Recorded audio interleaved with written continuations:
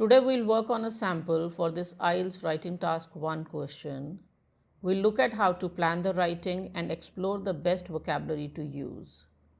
The task involves 3 pie charts that show how a UK school's annual spending changed over 3 different years. Let's get started.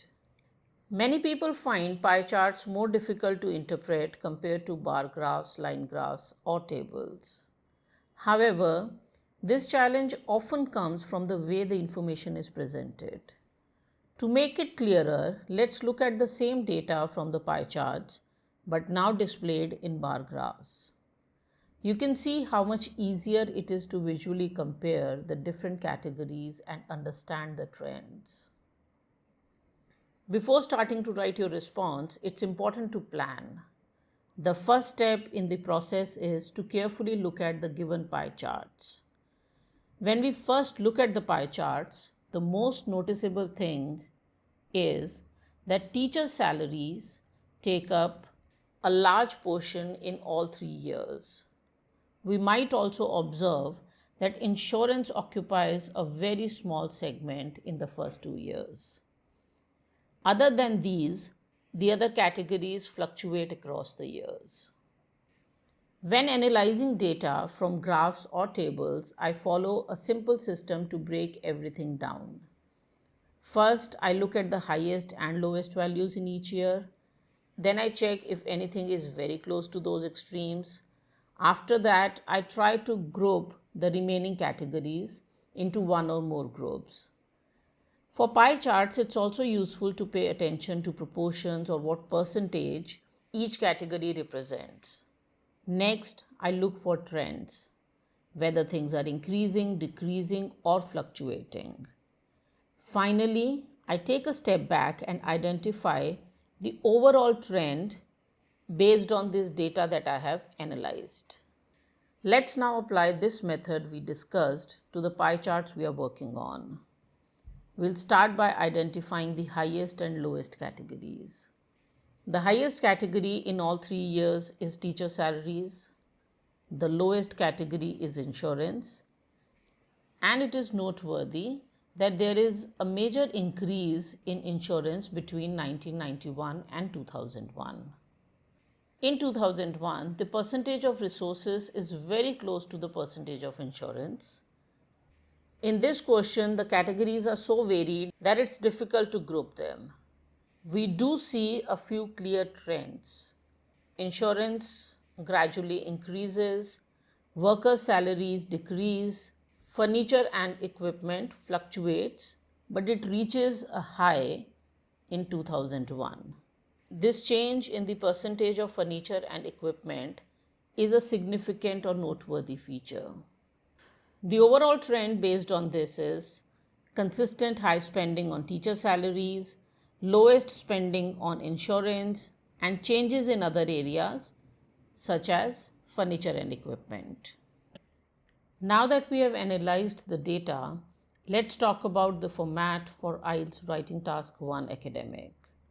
In this task, you are required to write at least 150 words, summarizing the main features of the graph, chart, or table, and making comparisons where relevant. The structure should be clear and well organized. Start with an introduction where you paraphrase the question and explain what the chart or graph shows. Next, provide an overview or overall statement summarizing the key trends you observe. Finally, in the detailed or body paragraphs, describe the specific data points, use numbers and figures to highlight important information, and be sure to make relevant comparisons.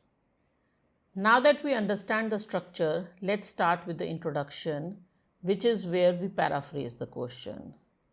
Paraphrasing means restating the question in your own words without changing its meaning. I'll show you a few different ways to do this. Here, I have paraphrased the question using synonyms. For example, instead of show, I have used the word illustrate, instead of spending, expenditure, and so on.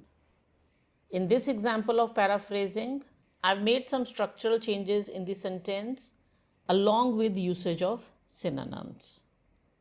And this example of paraphrasing uses passive voice with the phrase displayed in the 3 pie charts and synonyms.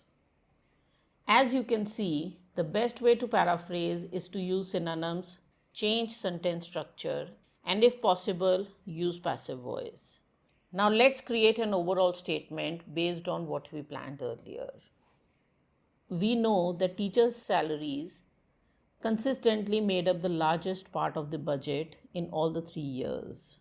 This overall statement focuses on teacher salaries as the highest and insurance as the lowest, and mentions the notable fluctuations in furniture and equipment.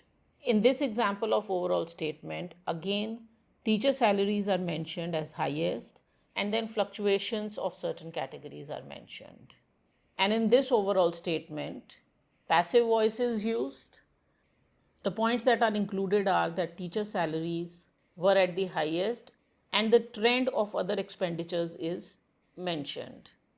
The best overviews summarize the most important points without getting into too many specifics. It's important to mention the highest, lowest, and any notable changes as we have done here. Now let's move on to the body paragraphs where we get into the details. I'll refer back to our planning as we write each sentence, pointing out which part of the data we are addressing. We'll start by writing about teacher salaries. In all 3 years, teacher salaries consistently constituted the largest share of the school's budget, starting at 40% in 1981, jumping to 50%, that is half the budget allocation, in 1991, and reducing slightly to 45% by 2001. Next, we'll describe the lowest category, insurance. In contrast, insurance spending, which was a mere 2% and 3% of the budget in 1981 and 1991 respectively, saw a significant rise to 8% by 2001, marking a notable increase in this category. Next, let's look at resources which were close to insurance in 2001. Resources made up 15% of the total budget in 1981 and rose to 20% in 1991, before experiencing a sharp decline to 9% in 2001, positioning it close to insurance expenditure by the end of the period. Next, we'll discuss other worker salaries and furniture and equipment. Other workers' salaries, which stood at 28% in 1981, gradually declined over the period, reaching just 15% by 2001, while spending on furniture and equipment fluctuated dramatically, dropping from 15% in 1981 to 5% in 1991, before surging to a peak of 23% in 2001. Finally, we'll mention that this fluctuation in the percentage of furniture and equipment expenditure is a significant or notable feature. Thus, the spending on furniture and equipment, which experienced considerable variation, peaking in 2001 after substantial changes throughout the period, is a particularly noteworthy feature. We have now completed the entire writing task. We started with a paraphrased introduction, followed by an overall statement that captures the key trends, and then moved into detailed body paragraphs where we described the specific changes. Notice how we used advanced vocabulary like minimal and fluctuated significantly to make the writing more advanced. As each of these sentences was shown on the screen, this vocabulary was also listed out for you with its meanings. In Writing Task 1 Academic, there are several key things to remember, let's go over some quick tips to help you succeed. First, paraphrase the question. Don't copy the question word by word. Use synonyms and change the sentence structure while keeping the meaning the same. Next, make sure you write at least 150 words. That's the minimum required, but there is no upper limit. However, be concise. Don't add unnecessary information just to increase the word count. Only describe what you see in the graph, chart, or diagram. Do not give your opinion or add unrelated information. Always write an overview. This is where you summarize the key trends. You don't need to give details yet, just focus on the big picture. Use the data provided in the graph to back up your statements. Include numbers, percentages, and comparisons to make your analysis more precise. Make sure you compare the data across different categories and years. Highlight what's similar, what's different, and how things have changed over time. Use a clear structure for your writing: introduction, overview, and body paragraphs. Make sure each section flows smoothly into the next by using linking words like however, in contrast, or on the other hand. Vary your vocabulary to avoid repetition. Use synonyms and advanced words to show your language ability. Make sure your writing is concise and focused. Although there is no upper word limit, focus on the most important points and avoid writing unnecessary details. Finally, practice your timing. You only have 20 minutes for this task, so it's important to plan and write within that time limit. By following these tips, you'll be well prepared for your IELTS Writing Task 1 academic. Remember to practice timing and keep your language varied and precise. Now that we have covered the essential tips, let's look at some common pitfalls or problems to avoid in IELTS Writing Task 1. Being aware of these mistakes can help you avoid losing points. The first pitfall is not including an overview. Another common mistake is adding opinions or irrelevant information. Remember, you are only supposed to describe what you see in the graph or data. Don't speculate about causes or provide explanations. Not making enough comparisons between different data points is another big issue. You should always compare values across categories or over time to show the relationships between them. Avoid repeating the same words over and over. This shows limited language ability. Use synonyms and vary your sentence structure to demonstrate a range of vocabulary and grammar. Using variety of words is important, but using incorrect synonyms can change the meaning of your sentence or make it confusing. Be careful when using advanced vocabulary to make sure the synonym accurately conveys the original meaning. Writing too few words or not reaching the 150 word minimum is an easy way to lose points. A major pitfall is misinterpreting the data. Be sure to analyze the graph or chart carefully and describe it accurately. Don't make assumptions or misread the information. By avoiding these common mistakes, you can improve your writing significantly. Always focus on describing the data accurately, meeting the word count, and varying your vocabulary. Next, let's talk about improving coherence and cohesion, which is one of the assessment criteria for your IELTS writing. Coherence means making sure your ideas flow logically, and cohesion refers to how well your sentences and paragraphs connect. Let's go through some quick tips to improve both. First, use linking words to connect ideas between sentences and paragraphs. Use pronouns like it, they, or this to avoid repeating the same nouns. This keeps your writing from sounding repetitive and helps sentences flow better.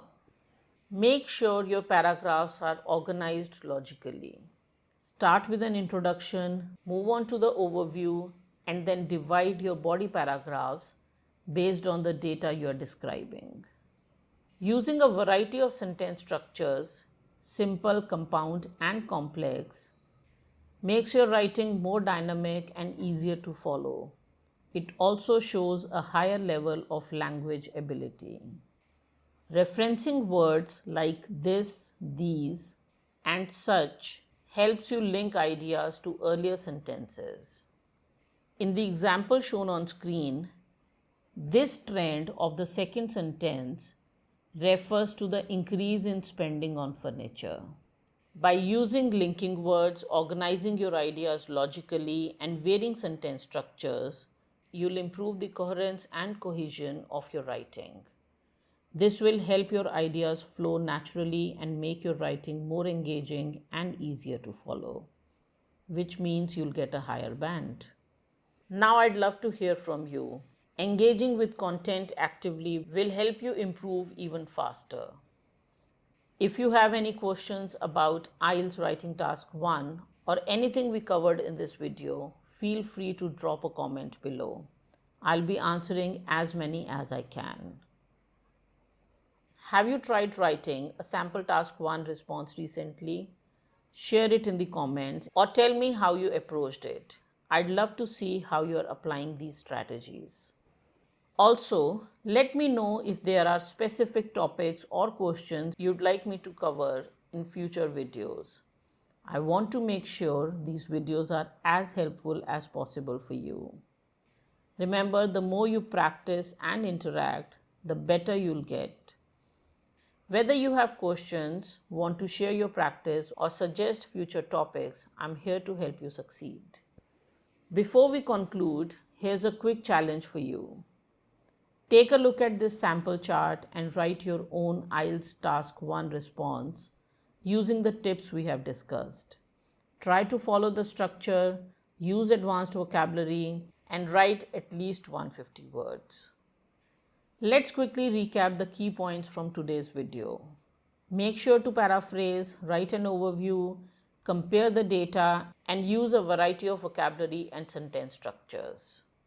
If you found this video helpful, don't forget to hit the like button and subscribe for more IELTS tips. Your support helps the channel grow, and I'll be bringing you more helpful content soon. If you tried any of these tips or wrote a sample response, let me know how it went. Was there a specific part that helped you the most? Your feedback helps me improve these videos. That's it for now. All the very best.